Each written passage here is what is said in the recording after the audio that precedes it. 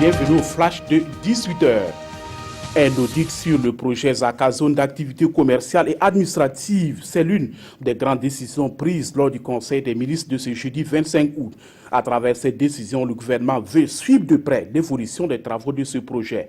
Des mesures seront prises pour faire en sorte que la zone administrative et commerciale soit conforme aux objectifs visés. Le Conseil a également annoncé que la grippe aviaire est désormais vaincue au Burkina.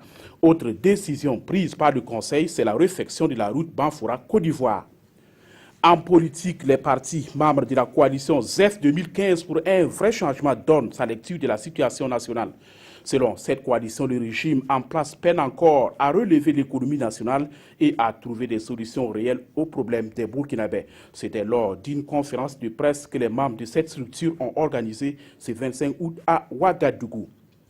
C'est le 1er septembre prochain que les 4 nouvelles taxes adoptées par l'Assemblée nationale entrent en vigueur.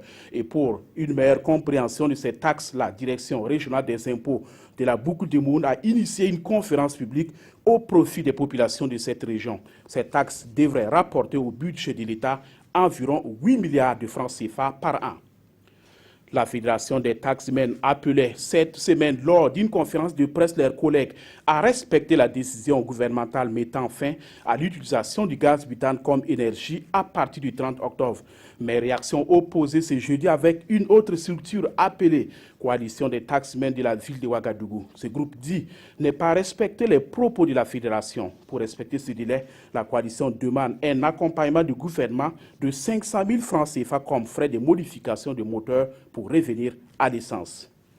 Cet après-midi, le bilan a été revu à la baisse avec 241 morts après le séisme de mercredi, même si ce bilan pourrait encore s'alourdir. Les recherches se poursuivent toujours parmi les décombres. Il s'agit du plus grand tremblement de terre depuis celui de l'Aquila il y a 7 ans. Suite à cette catastrophe, le président du Faso a adressé une note de compassion au peuple italien. C'est la fin de ce flash. Merci de l'avoir suivi. Excellente soirée en compagnie des programmes de la RTB.